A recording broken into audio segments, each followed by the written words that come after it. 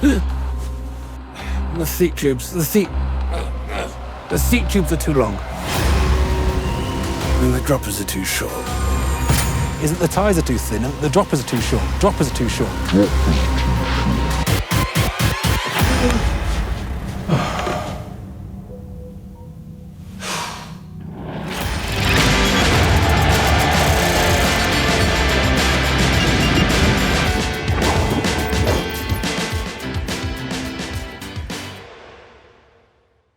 6 years ago, the enduro and trail section was a bit of a mess. See, you could pull a 2019 V10, Demo or Supreme off the rack and still have something very, very good. But in the enduro section, the wunderkind of mountain biking, well, it had grown too fast, too quickly, and honestly, not always in proportion. Some bikes were very good. Some bikes were quite bad. But more than anything, the qualities that make the 2025 enduro bikes so appreciated, so lauded, well, it was these attributes that were not being universally exploited around 5 or 6 years ago. We were still asking if reaches should just grow and grow, whether a bike could ever be too safe. What was slop, what was slack, and what we didn't want anything to do with. Adjustability wasn't anywhere near as common. Frame modularity was often poor. You got a flip chip, a so long good luck, and a pat on the backside, as there was, presumably, a way to make your bike ride well, if only you knew how. They were the best of frames, the worst of frames. It was the age of wisdom. It was the age of foolishness. Well, today we're talking about a bike that was often underappreciated in its time, and perhaps one we're only just truly waking up to. Today we're talking about the Banshee Titan 3.2.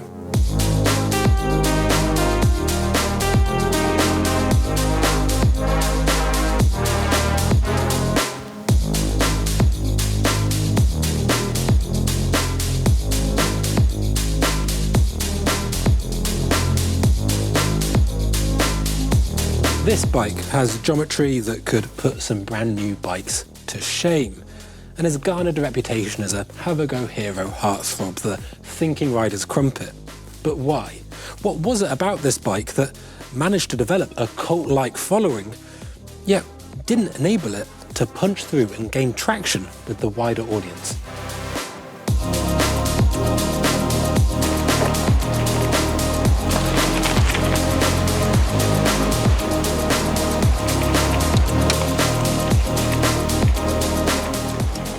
Well, to give you an idea about some of the things we're talking about, and strictly between friends, of course, let's take a look at some of the features bike brands are very proud to be introducing on their brand new bikes, and question whether we've ever seen them before. Let's start at the heart of the bike, with a piece of design that was very proudly sported on the brand new Transition. This one piece here for your shock mount and bottom bracket, as well as main pivot, not only gives something stiffer, but ensures perfect alignment. It's a great solution, and it's something the Banshee has been benefiting from for years. Moving rearward along the bike, and we come to these swappable dropouts, which is a very simple yet elegant solution to tune bottom bracket height, swap between different wheel sizes, as well as changing the chainstay length. It's also seen on bikes such as the Raw Madonna and the Pivot Firebird, both great bikes, and this system is becoming more and more common in 2025. And lastly, what about the shock placement? You could argue it's almost semi-internal, as it's mounted so low inside the frame. This is all about keeping the centre of mass as low as possible, and similar to something that Scott are doing, although admittedly they keep it completely enclosed. But either way, it's a similar concept.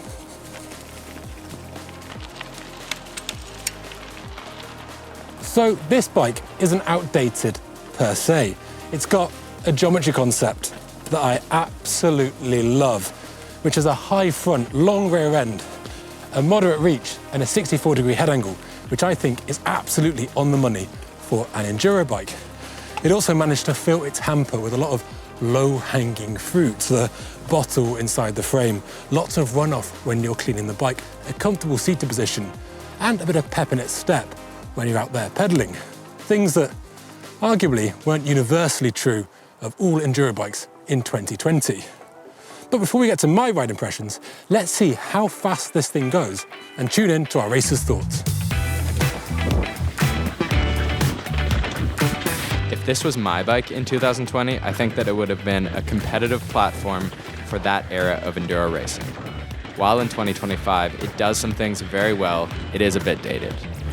The grip from the front to back felt balanced, and the suspension felt composed on all the trails that I rode it on, including our test track at what was the best pace I could muster on the Titan. In 2020, I'm sure this bike would have been a bit more of a standout. But today, however, there is one glaring issue that stopped me from riding this bike like I truly wanted to, which I think Henry will touch on shortly. So this bike is certainly no slouch. But what does old Gubbins think of it over here, and what's it like for your average rider? It's time for a very serious game of Hotter or Notter. I'm Jason Lucas, and this is Hotter or Notter, the show where we compare the 2020 Banshee Titan to modern trail bikes. So, of the bikes we've had on the channel so far this year, how do they stack up against the Banshee? Raw Madonna. Yeah, I would rather have the Raw Madonna over the Banshee. Jackalope Kanga. Ask Remy and he'll say something a bit different, but for me, I would rather have the Jackalope over the Banshee. Pivot Firebird. The exact opposite. I think Remy would prefer the Pivot, but for me, I'd rather keep the Banshee. Priority Vanth. Yeah, I'll have the Banshee. Trek Slash. There are a few bikes that I would have above the Trek Slash. That one is so far in the hot column, it's off screen a bit. Trek Fuel LX.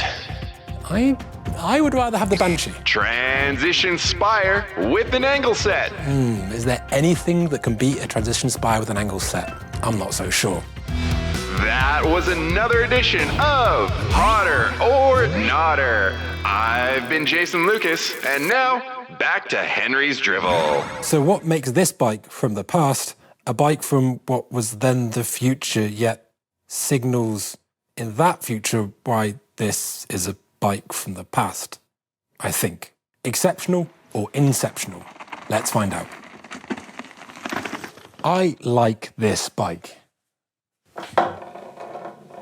I set sag, got on it, and immediately felt at home.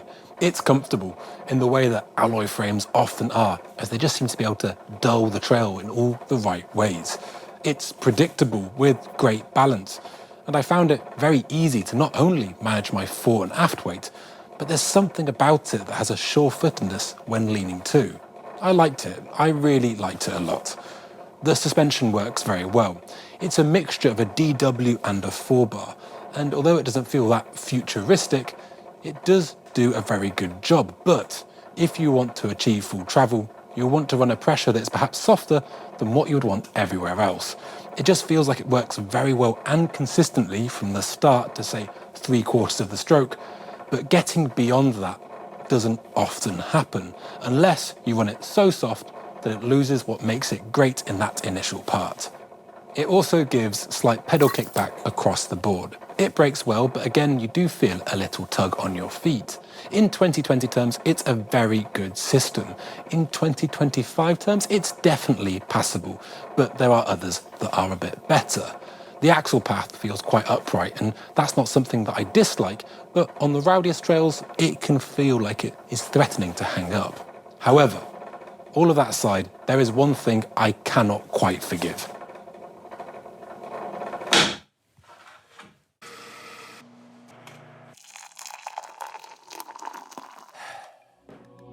The seat tube. The seat tube isn't right. And the seat post. The seat post can't go far enough inside the seat tube, meaning that all of this is distilled down for some riders of certain dimensions to a very good bike they will always feel perched upon. Yes, you get used to it. No, it isn't the end of the world. But after riding and enjoying bikes typically with 200 mil of drop in the post, it does feel like a blast from the past. Is this a good bike? Well, it's a bit like your favorite recipe cooked to perfection, just without the needed seasoning to really get you salivating. Yes, it's a good bike, of course it is, but does it have the fragile heel of a certain Greek warrior?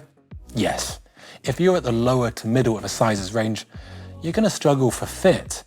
This bike is a size large. I'm 6 foot tall and has a 180mm post, which I cannot get low enough, yet when extended is too low for a comfortable or efficient seated position. A true throwback indeed. So why didn't this bike get its flowers? Well, marketing probably plays its role in that, and maybe a race-winning team on the World Cups would have helped prove out the geometry concept that set this bike apart. Not least because long seat tubes were far more common in that era too. Ultimately, this is a very, very good bike. But I think we need to acknowledge that the bike industry can be a bit of a fashion show. And to change that, we need to look at me, the reviewer, and make sure that they're a bit more open-minded. But it also comes down to you, the consumer, being able and willing to put your money where your mouth is. I wouldn't be surprised if the bike we last had on, the Priority Vanth, is viewed much in the same way as the Banshee Titan is in 5 years' time.